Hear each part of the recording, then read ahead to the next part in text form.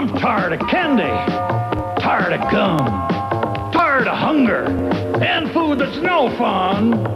I'm tired of pretending I don't like spaghetti, but school lunch keeps me roaring ready and rock steady.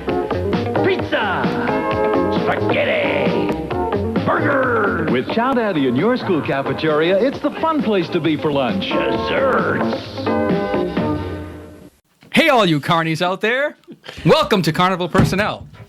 I'm Joe. I'm Jacques. And this is episode 3 of Carnival Personnel. That is a very old PSA that Joe brought up, which is absolutely great. And this is the first, I'm coming into this cold here, and Joe wanted to surprise me with that. It's great that it starts by saying, I'm tired of candy and gum and junk, and then goes on and lists the most carbolicious foods of pizza, spaghetti, and then at the very end, and dessert. Right, and desserts. It's like, didn't you just say that? McDonald's, Burger King, Fries, diabetes. Yeah, that was hysterical. That was a Chow Daddy PSA. For those of you in the Boston area who grew up in the 1980s, mid to late 1980s, you know exactly what that was. That played on good old Channel 56 back in the day. Did it appear on V66? Did V66 get a chunk of that Chow Daddy's action? No, I think that was pre-Chow Daddy. V66 was. But, yeah, I mean, so Chow Daddy aside, we have a lot to talk about. It's been a huge week. Joe, you know the worst part about dating much younger women? What is that? Every time you try to get them in bed, they want to stay up an extra half hour. Oh, see, that kind of, I can't condone. So, okay. Awful jokes. I mean, and that's a lot of our jokes. And that's a lot of us, not our jokes. Our jokes are part of us. We're awful. We think we're funny. We're trying to be funny. We think we're comedians. But honestly, awful jokes are going to be rampant and rapid with us. And now they could be misinterpreted as sexist, misogynistic, racist, homophobic. They're not. But I see how they could be. I mean, they're anti-Semitic for sure. Let me be clear about that. But nothing worse. I just wanted to be on the record that I'm pro-Semitic. He's worked hard. He's upped his game. But seriously, nothing we say is going to be worse than something you hear at Family Guy or at a Trump rally. So just kind of take that with a grain of racist salt. Yeah. Exactly. That's what we want to equate our podcast with. A Trump rally. Hop on board the Trump train on Carnival Personnel. And let's get right into the misogyny. Wait, time out. It's called misogyny. If you're going to hate a group of people, at least know how to pronounce the word that describes that hatred. It's misogyny, not misogyny. Misogyny is something that I was rejected from back in college. A misogyny. Joe and I just saw the Wonder Woman movie. So last week's spoiler-free Wonder Woman review, having not seen the movie, put that aside. Now we can give an actual review of the movie. Joe, thoughts? I like movie. It was a good movie. It was fantastic, and I think it was the best DC universe movie to date, and universally accepted and great. Yeah, I mean, what I liked about it is it stood alone. It didn't have to, rely on anything except her origin story, which I thought was great. This probably, maybe more than other DC movies, have more levity or more just. I mean, I've liked some of the inside jokes with the other ones, but this had a few absolute bust out loud laughs. Yeah, and it was measured. Like, it was just a measured movie. It wasn't all one thing, or it wasn't like trying to be 5 different movies. It wasn't trying to be funny during the action. Like, it was very measured. Like, you had all of the comedy really came from the human interactions, between Chris Pine's character, Steve. What's his name? Steve Cooper or Steve? I forget. I'm such a fanboy. Yes. Steve Trevor, which I mean, it's so funny how the origins of all these characters came out at the same time. It's like Steve Trevor was Wonder Woman's, counterpoint. Steve Rogers is Captain America. Yes, I know that. And it's the same thing. It's like Wade Wilson is Death. Why am I blue? Deadpool. Yep. And Luke Wilson. Slate Wilson is Deathstroke, from the DC universe. So it's easy to confuse them. No, but the levity was great.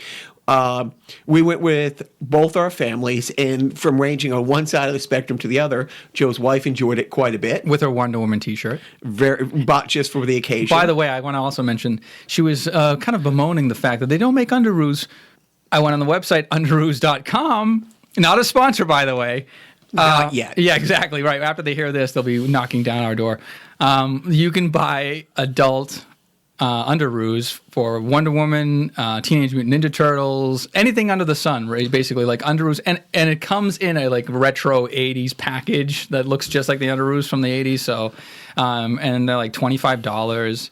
And I think it's great. I think it's great that adults in America now are all basically just like giant children babies. And it's really relatively cheap cosplay. Yeah, exactly. Right. And it does get cheap. So Especially in those underoos. So Joe's wife really liked it.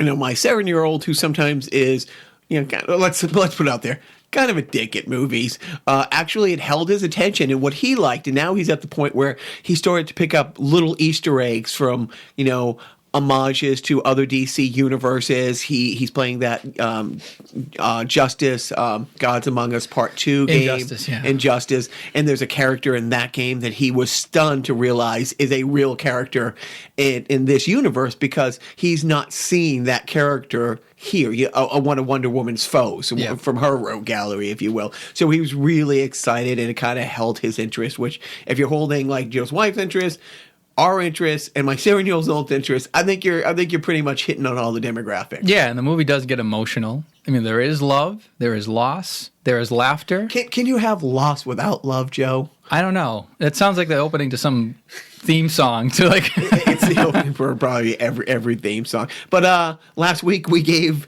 a semi-review of a movie we haven't seen. Right. Now we're giving 2 thumbs up. And while on the topic, we would like to give a shout out to our friends at Atom App, the new film ticket buying Adam app. like Adam and Eve? Like ATOM. Oh, like Atom and. It was great. I mean, a buddy of mine said, look, I'm using this, downloaded, took a second to download, you know, and this sounds so cliche, but just a couple pushes of button, it takes you to your closest theater. You can buy the tickets right from there. You can also, the difference is, buy concessions, like right from the app.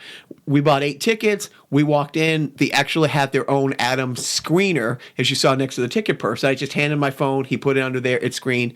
Literally, it saved probably like, you know, 10, 15 minutes of getting there, buying the tickets, having them ripped, and it was a very, very convenient way. So we have become big fans of the Atom film ticket buying app. Where do you go to get this app? You can go to the Apple Store.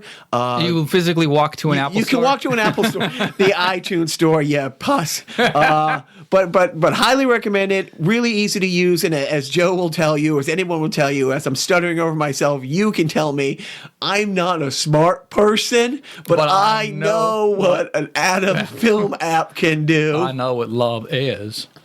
Thank you, Jenny. Yes. Joe, what did you do this week? Anything fun? What did I do this week? I, of course, like anybody else, was anticipating Thursday because Thursday there was a humongous event that is really affects the entire nation. It gripped the collective conscience of the United States. Yes, and I'm talking... And the world. Yeah, of course. Everybody knows, and I'm talking about Ghostbusters Day, which was June 8th. As if anybody doesn't know, Ghostbusters Day commemorates the first release of the 1984 Ghostbusters, as I like to call it, the mansplaining Ghostbusters from 1984 that everybody knew and loved. Some of them loved. Some of them didn't like. And I don't like those people. No. If you don't like the original Ghostbusters, I don't like you. But it was released on June 8th. And every year, at least 20 people celebrate Ghostbusters Day, myself included.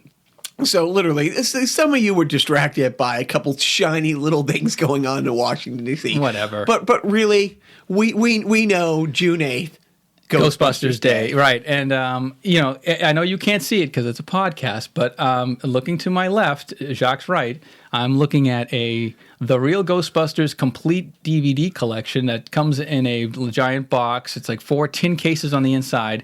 And it has, it's in the shape of a firehouse that the Ghostbusters lived in. Yes, they lived together, 4 men, don't judge.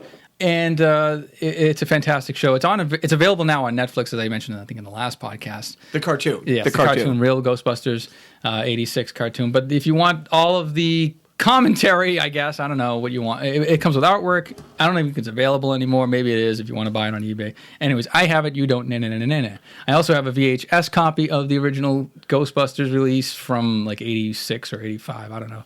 I have a Lego Ghostbusters Ecto 1 that my wife got for me a couple of Christmases ago. I also have a box to a Ghostbusters mug that I still use that I got for Christmas a couple of years ago.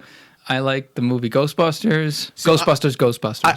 I would like to point out that that as Joe was giving this rundown of all his Ghostbuster paraphernalia here, it's great that we've referenced his wife a few times because, ladies, he's taken. I know. I know you're hearing all this Ghostbuster paraphernalia littering his house and the never-ending devotion to it. Ladies and dudes, Joe's taken. And I mean that in this a good way. podcast has ended.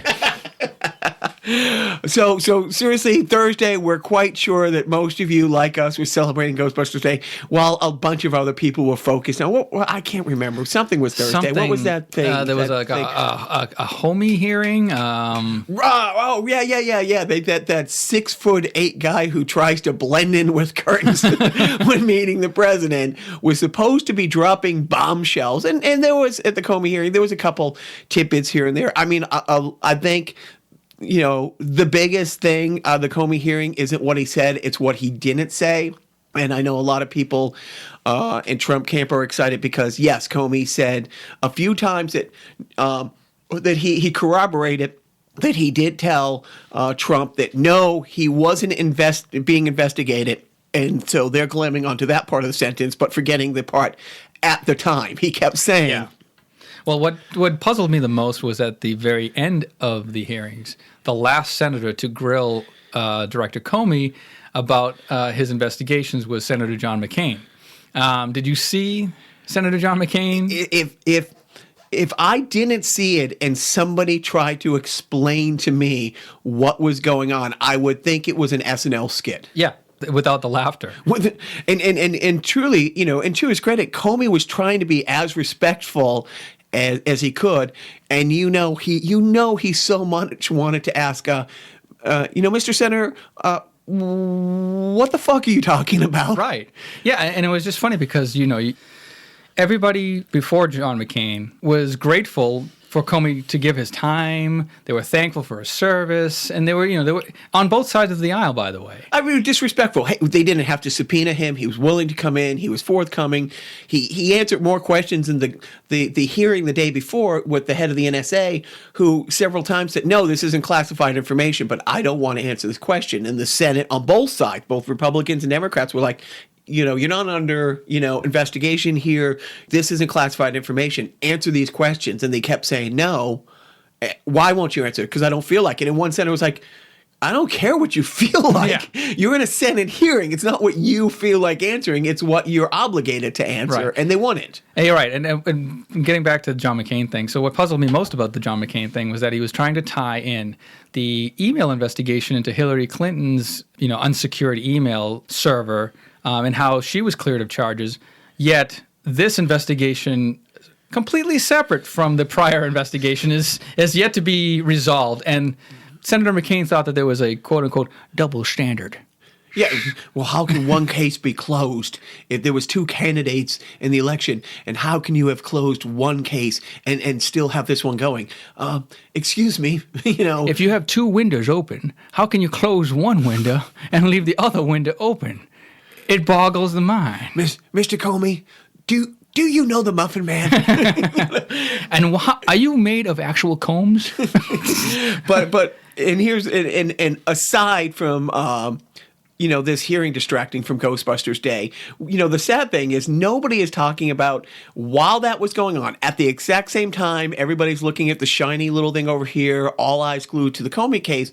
On the other side of the Capitol building, they pushed through the repeal of Dodd-Frank. And without being long longer-winded and more boring talking politics. Dodd-Frank was a series of laws put into place to make sure the too big to fail didn't happen again. Too big to fail happened. People lost their homes. Worse, well, I don't have to go into how awful it was, but there was no checks and balances, nothing to keep it from happening.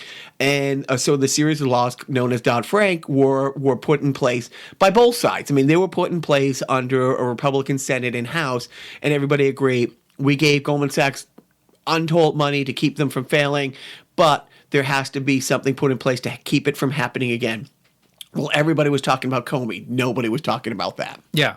And there's also, not only that, the American Health Care Act is being, hammered away by 12 angry men. 12 angry white men Yeah. over 60. Yeah, sorry, ladies, they're taken too. But don't worry, women. The 20 men on the congressional panel that make up women's health issues, I'm sure they got your back. They got your back, Right. And your bottoms and your fronts and other things. And your right to choose and your right to contraception. But the other thing, before we get too political, that we want to talk on is everybody has been focusing on Qatar, and there's a lot of podcasts talking about everything else. For those who know me, for those who don't know me, I spent a good part of the last 3.5 years going back and forth to Qatar, and I will sum it up very quickly. A lot of friends of mine in Qatar in the U.S. military were not Trump supporters, but hated Obama and did not like Hillary, and they voted that way. And now they're over there saying, what the fuck? Like, literally, Saudi Arabia, this is coming from me having lived there. This is all my friends in the military over there. Anybody to a man will tell you Saudi Arabia is not our friends. Qatar is our friends. Egypt is under a military coup, overthrew the government 4 years ago and hasn't relinquished power. That is a military dictatorship taking over Egypt. And Saudi, who are basically blockading Qatar right now, and the U.S. military over there, the 10,000 soldiers over there are saying, you can't do this. Qatar is our closest ally, more than Israel in the region. What are you doing? And even the Secretary of State tried to intervene the other day and say, hey, let's sit down, let's work this out, let's be reasonable about this. Qatar isn't just the bad guy here. And 90 minutes later, his boss comes out and says, nah, they're the bad guys, keep it going. And I'm just going to wrap this up by saying Qatar good, Saudi not so much, and the proof is in the fact that our military there have a great relationship and have for decades with Qatar. On the other hand, the Saudi soccer team playing a game the other day, part of the Asia Games, before the game, the tournament decided they were going to have a moment of silence for the victims in London. And again, just to have a moment of silence, doesn't care what side, what your religion is, something awful happened, people got hurt, people died. Let's be respectful and have a moment of silence. And at a soccer game, a moment of silence is a lot to ask for. and the Saudis publicly before the game said, no, we're not going to honor the moment of silence. And then during the moment of silence, if you want to Google or YouTube how they reacted during the moment of silence, it's almost as sickening as a head of state within hours of a terrorist attack and one of our closest friends getting into not a Twitter spout. It takes two people to fight, but attacking the mayor of London hours after a terrorist attack and not saying anything about our thoughts to the victims, our thoughts with our close friends in the UK, anything like that. One world leader, all the other world leaders had said, this is horrible, this outrage, we stand with you, our thoughts to the victim. One world leader decided to go a different route. And it was funny because the way he went about criticizing the mayor was that he criticized the mayor of London for not being alarming enough. Like, don't be alarmed. Basically, the mayor of London decided that he wanted to communicate to the people that that they should not be alarmed to see armed police in certain areas because of the heightened threat level. And Trump thought that wasn't going far enough. So we're we don't want to become complete political hacks. And truly, it doesn't matter what side of the aisle you're on. Joe and I both have a lot of close friends who we disagree with, politically, who are really great people. But I think everybody who I've talked to, Some of my best friends are assholes. and seriously, it's like Joe and I have a couple of friends we're trying to get on the podcast who think differently than we do, and of course we're whining, tree hugging, liberal, sissy pant. Everything, and I fit the stereotype. I'm a vegetarian, tree-hugging sissy. I get it. I wear women's underoos. Right. Yeah, Joe happened Proudly. to know about that. Yeah, exactly. But seriously, we like people come on, have spirited debates. But I don't think anybody thinks in a crisis situation, alarming the public even more and picking a fight. Because I just think about it. I just think. Sitting in Boston, I was in Qatar when the Boston Marathon happened, and when the news came over, I called the wife at work, and I'm like, listen to this station.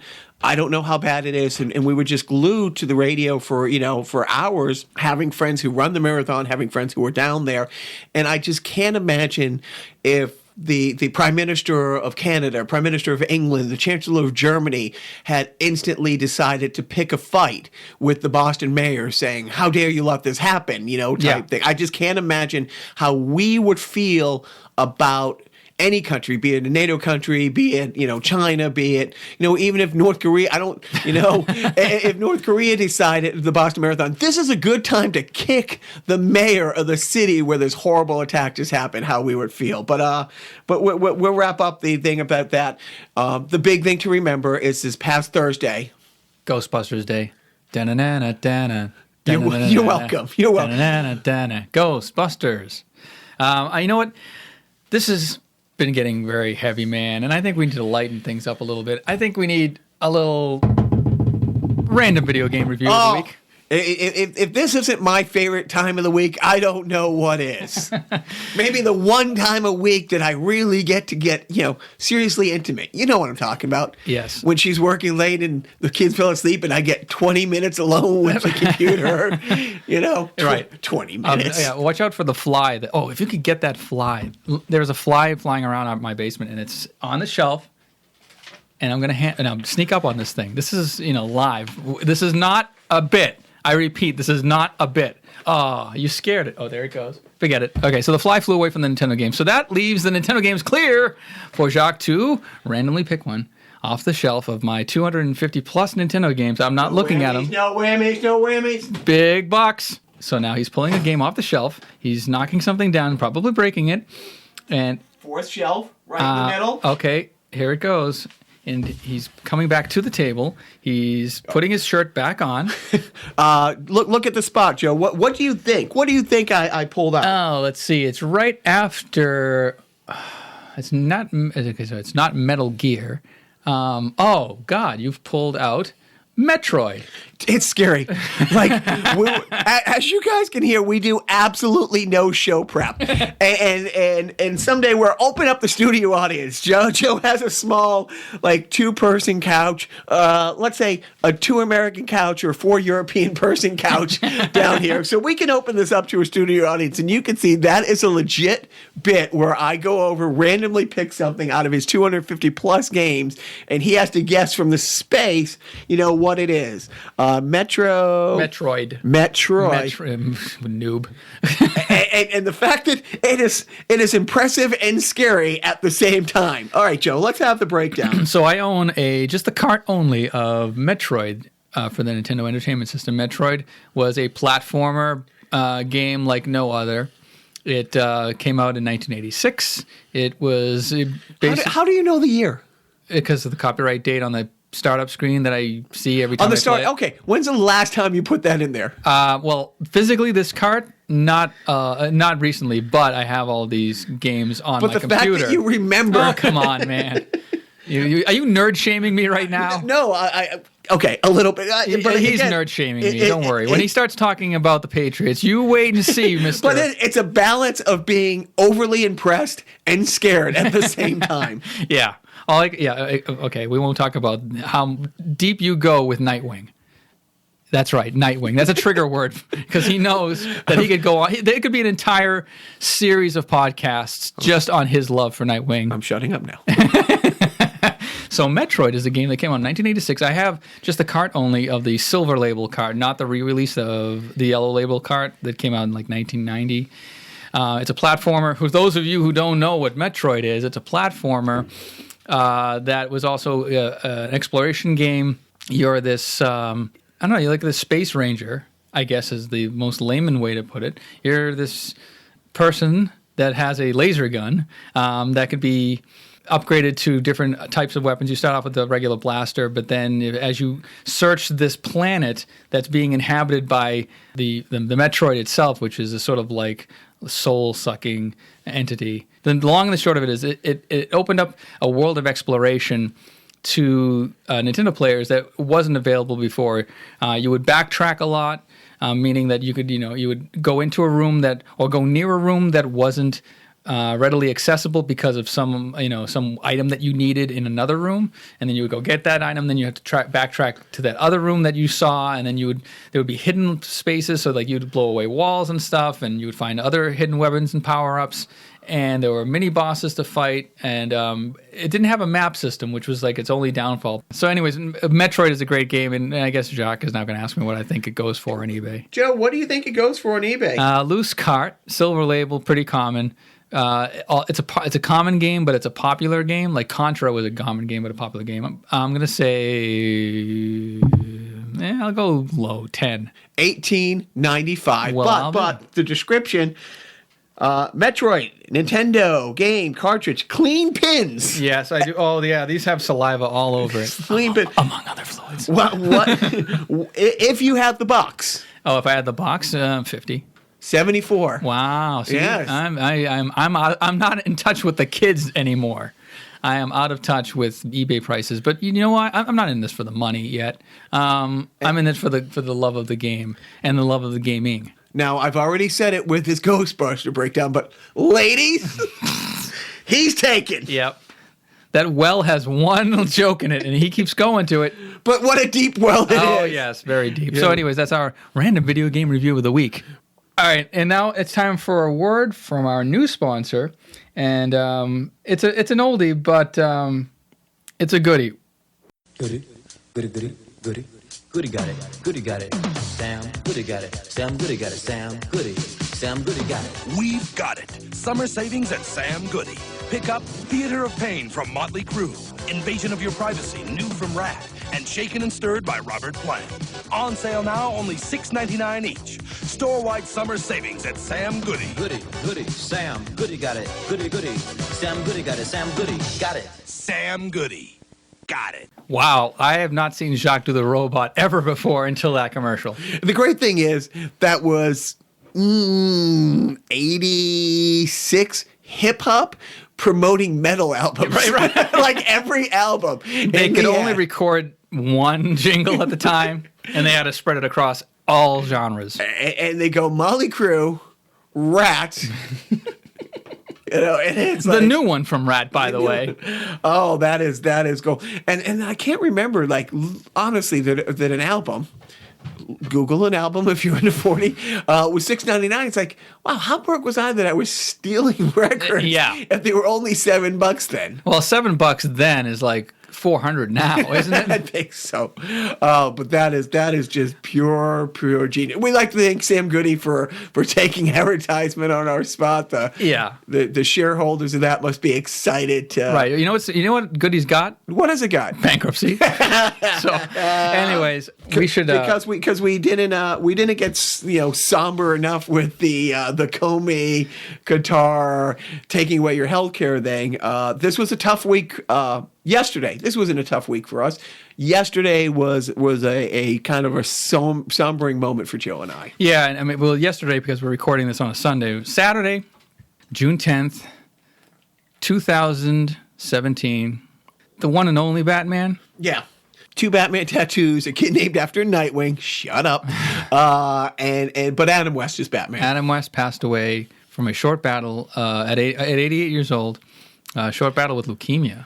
And, he, as a great person once said about Don Rickles when he died with dates on the books. So Joe and I are going to do a separate podcast later today that we will run on Thursday. Yeah, we're going to shoot for Thursday, and we're going to call it our sideshow, because it's going to be a 15 minutes. And what a way to kick off a fun mini episode segment called Sideshow than to do a eulogy For a dear friend. But that, we're just really quickly. But Adam West, like, what dates on the book? Family Guy.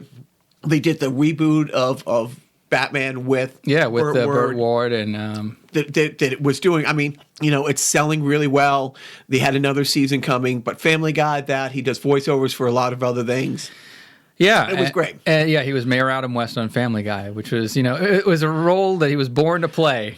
And we'll talk about this on Sideshow. But honestly, if you ever hear interviews with him or interviews with the people who work on Family Guy about what it's like to work with Adam West, I've not heard bad things. No, and he also made appearances made an appearance in the latest or the last Lego Batman. Right. Lego Batman 3, the video game, where as a side quest in that game, in every level, you have to save an Adam West in peril. And it's his voice, and it's him, among other cameo appearances in that game, but he is great. And yesterday I was watching, I know I should be saving this for Sideshow, but fuck it.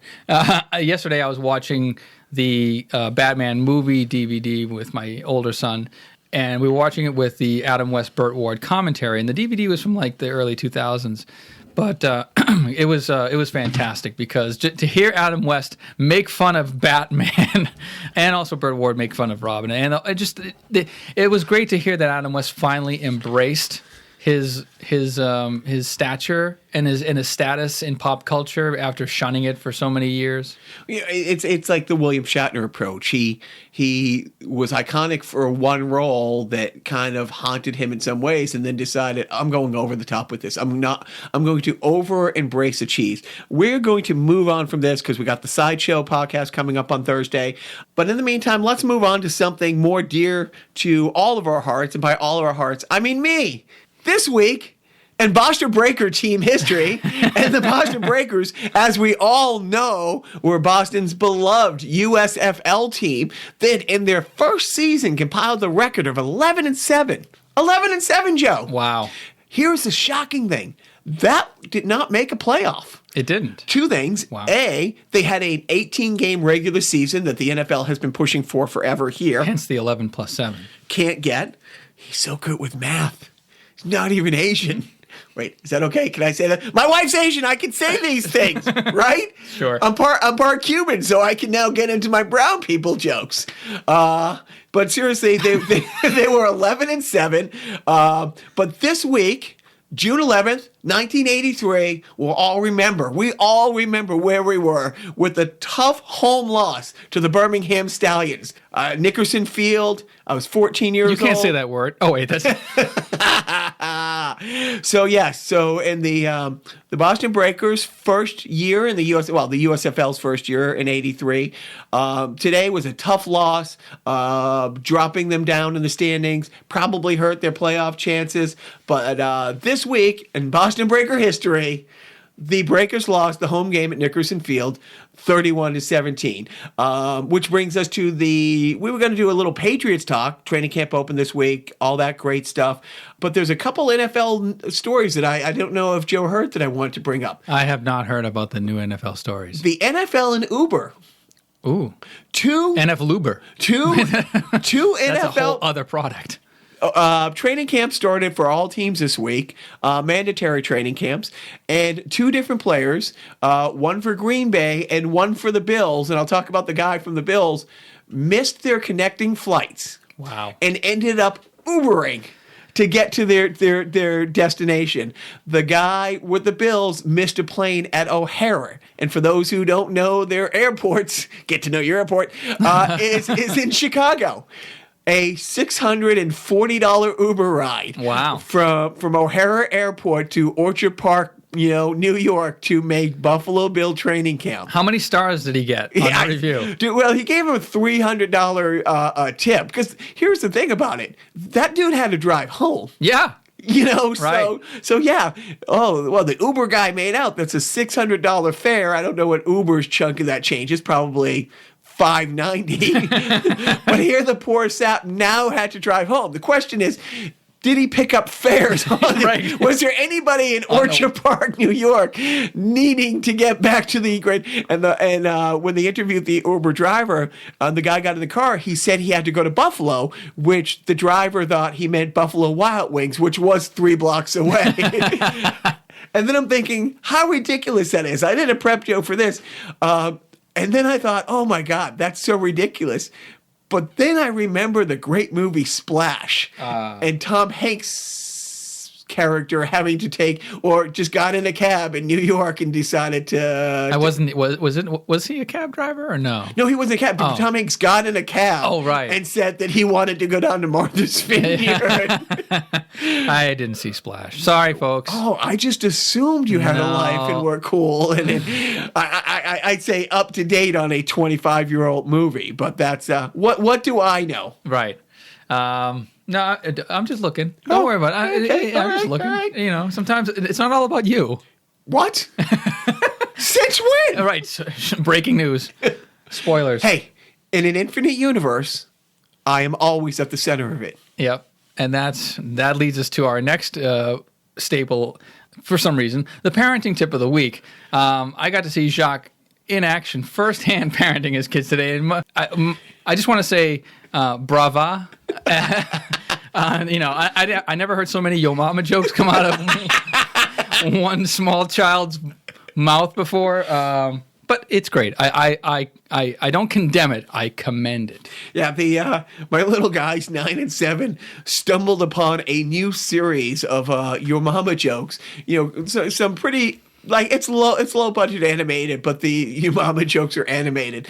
And the great thing is how well the two of them do it together. One of them will do the setup, and the other one will do the punchline. And it will, you know. So, Are you going to show them Porky's next week? Hey, no, we'll Ease into that. Maybe starting with Fast Times. Okay, good. You know, but the little one was saying, your mama is so fat, How fat is she? her blood type is Nutella. And then the next one will jump in. I don't say I'm nearly as well as my 7-year-old, but Right. I couldn't tell if Joe's look and his face as we were driving to get here after Wonder Woman with the kids in the car was a slight impressed / horrified. Right.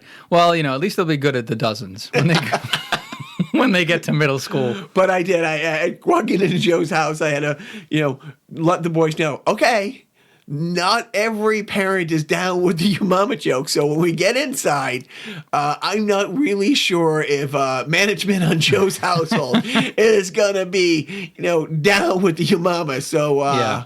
save it for the ride. Save home. the drama for your mama. Yeah. Exactly. Not that their mother is at all pleased with it Right. either.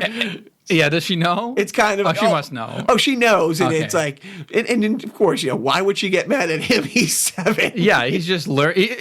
You all right? I learned it by watching you. Oh, but yeah. So my parenting tip of the week: never too young for the Yo Mama jokes. As long as they're clean. I think Jim Gaffigan has a couple of Yo Mama jokes that they can use. So, look into that. Jim Gaffigan has jokes other than food. I think so. No. Actually, no. It's a Yo Mama joke that's related to food. So now, one of the things Joe and I wanted to talk about is, like, we've been talking about what we've been watching on Netflix lately, but we've also been talking about sitcoms Yes. from the days of yore. Yes. The good old days when there were very special episodes. There were very special episodes. Yes. What's your favorite very special episode? Wait. What's your very favorite special episode? And it cannot be the bike shop episode. Oh, you on motherfucker. Yeah, I knew he was going It wasn't, first of all, it was Different Strokes. Different Strokes. Oh, yeah. It can't be the bike I wasn't shop going to go episode. with that one. I was going to go But dude, with the kidnapping one. The one where Dana Plato was kidnapped by that creepy guy who was it? Oh, was that the guy who played Major Nelson's what was his name? Bill Daly? Was it Bill Daly? it was Bill Daly. Oh my God! Yeah, Bill Daly was a kidnapper, and Gordon Jump was the pedophile. So a couple of notches in their esteemed belts. But my favorite special episode's got to be Honestly, it is the bike. the bike shop guy. For those of you who don't know, Different Strokes was a show in the 80s about a white rich man who adopts two poor black children who were orphaned by his former maid. And so he took them under his wing, and brought them up in this luxury penthouse apartment in Manhattan.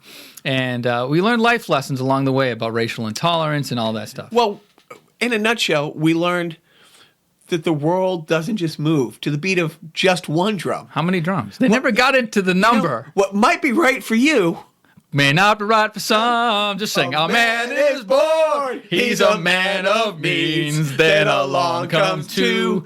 They got nothing but the genes, but they got different strokes it takes. Different strokes it takes. Different strokes to move the world.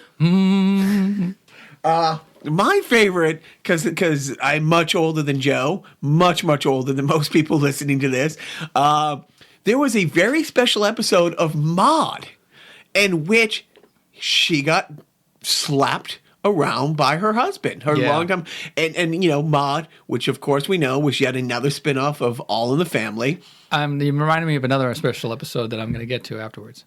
Maude, of course, B. Arthur's defining role. Right on, Maude. Before, it's hard. It was Maude. I mean, everybody remembers the Golden Girls, but Maude, Maude was groundbreaking. And there was an episode. And now again, half-hour sitcom, Norman Lear. Yep. The subject was she got slapped and bruised by her husband, and what does she do? And that was a huge. We're talking. I didn't see this episode. We're talking late 70s. Yeah, I remember the abortion. Right. That's another. But here I am, like 8 years old, watching an ABC sitcom. This was Game of Thrones, by the way. Right. I mean, if that happened on, I almost said in my PD Blue. If that happened on like a drama today, people would be like, "Oh, that's a little heavy for Asterisk: Jacques can't name a drama today. But I can. But they're all comic book related. Is the Arrow a drama? Yeah. Is Flash a drama? Right. Is Jessica Jones a drama? And the answer is yes to all of those. Of course they are. But seriously, it's like. That was a half-hour sitcom on network television. How did they resolve it by the end? She forgave him. He threw himself on the swords. I'm never going to do it again. I was drunk. All this kind of thing. But did they see counseling? No, it was a half an hour. They didn't have time. I think the counseling was just Maude slapping him back. Like that was it. But that, and if you remember, it was kind of, if that happened in real life, B. Arthur would have left a beat down on that dude. She literally dwarfed that. The husband of hers. Yeah. Not a svelte woman, B. Arthur, but she was, just built like a brick house. Yeah, and she's a brick house. But that's my very special episode memory of sitcoms. I maybe want to redact what my favorite special episode was, because I think the most moving, like I almost cried when I first saw this. And I didn't see it first run because it came out originally before I was born. I'm younger than Jack. Is the classic episode of All in the Family where Edith almost gets raped. Almost gets raped. Yeah. I mean, again, 60-year-old woman. And by the way, I want a cushion favorite. You know what? Hitler didn't smoke and loved dogs. Why do we always dwell on the negative? Be like Hitler. Don't smoke. I don't want to be like Hitler. Cigarette Mein Führer? 9!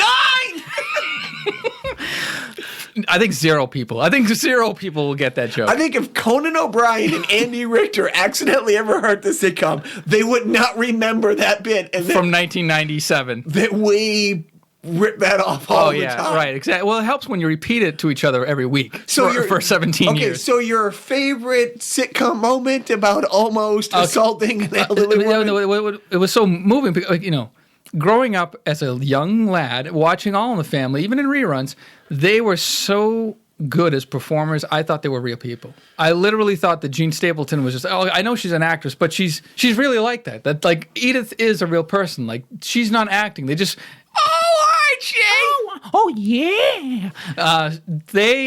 I thought they just plucked people off the street and said, okay, this is obviously a guy who's a nut, but we're going to give him a script, and he's going to know how to read those lines each and every week for 13 years. And go.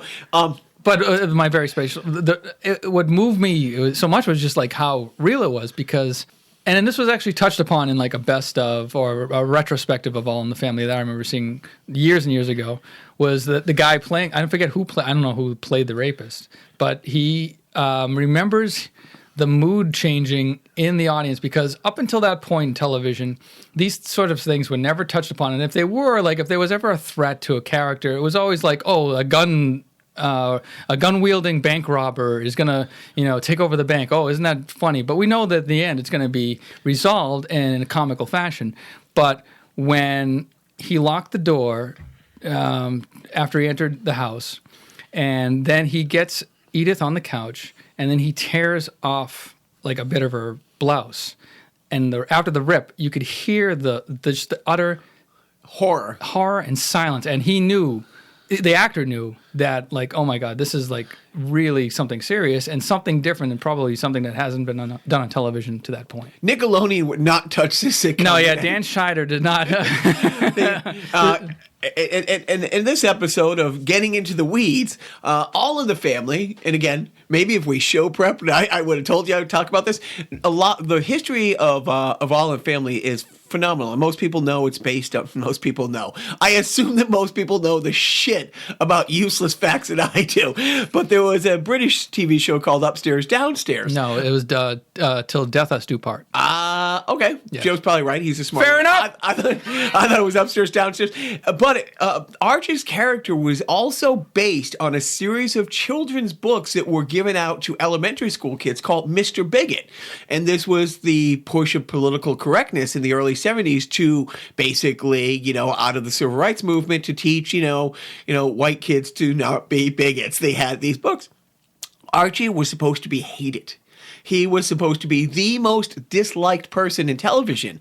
However, a lot of middle America saw, here's Archie, loves his wife, devoted to his daughter, cannot stand his freeloading son-in-law, but loves his daughter enough to let the pinko liberal commie son-in-law meathead move into the house with them, and people sympathize with him. It's like, yeah, sure, he's racist, but he's a good dad and right. hard worker. He's a racist with a heart of gold. and they were. Even Norman Lear was so surprised because he was, it's like one of those things, where he wasn't supposed to be the focus of the show. It was supposed to be the son and the daughter. Yeah. And then, but Archie became, the same thing kind of happened with The Simpsons where, it was supposed to be a show about Bart Simpson. And then Homer, and Bart had its moments. Bart still has its moments, but I think Bart was a good primer for like an audience. Like they basically, that's a whole other discussion. That could be another podcast. But in this episode of In the Weeds of sitcoms from the 70s. Oh, by the way, I have a fly update. That fly has been sitting on the edge. Oh, God damn it! It just moved. Oh, now it's in front of us. Now it's gone. There was a fly that was sitting on the edge. If you ever want to be a fly in the wall, don't, because you will drive Joe absolutely crazy. Oh, God. Yeah, I mean, this is how unprepared we are for this particular podcast, is that the fly is more interesting to me than anything that Jacques has to say. And I'm pretty sure our listeners, right. Listener would be more. And thanks, Jason. So wrapping up this episode of Carnival Personnel, we would like to thank, the few carnies who have been listening. We would like to give a heads up to the Thursday sideshow tribute to Adam West. Yes. And then also I would love to let everybody know who's been listening on podbean.com that we've expanded our horizons a little bit. I don't want to brag. But we are now available on iTunes and Google Play. So those of you with Android devices and Apple devices that say, hey, how can I listen to my least favorite podcast that my friends are forcing me to? They will not stop telling me to listen to this podcast. I didn't join Facebook for this. You can now listen. By the way, we're on Facebook.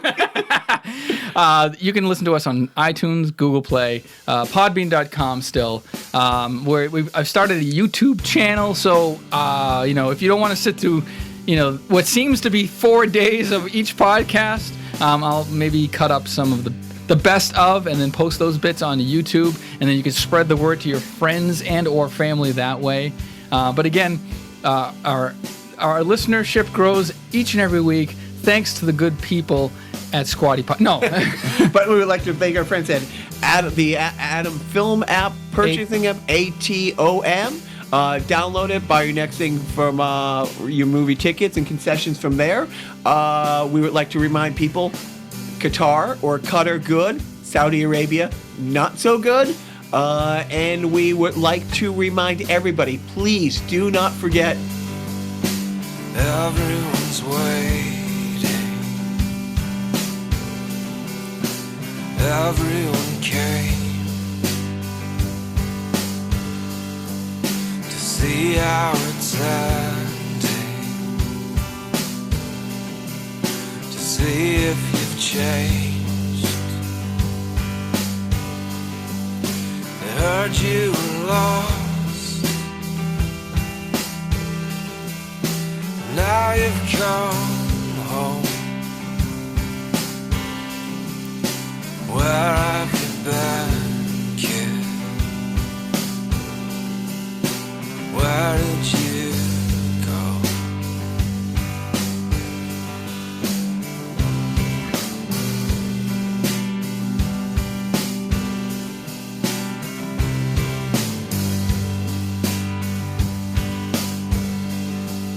So many questions,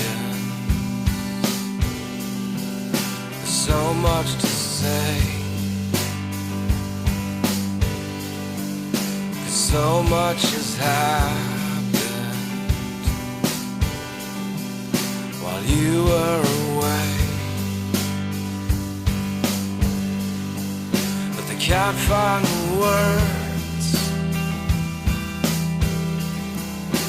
Got you alone.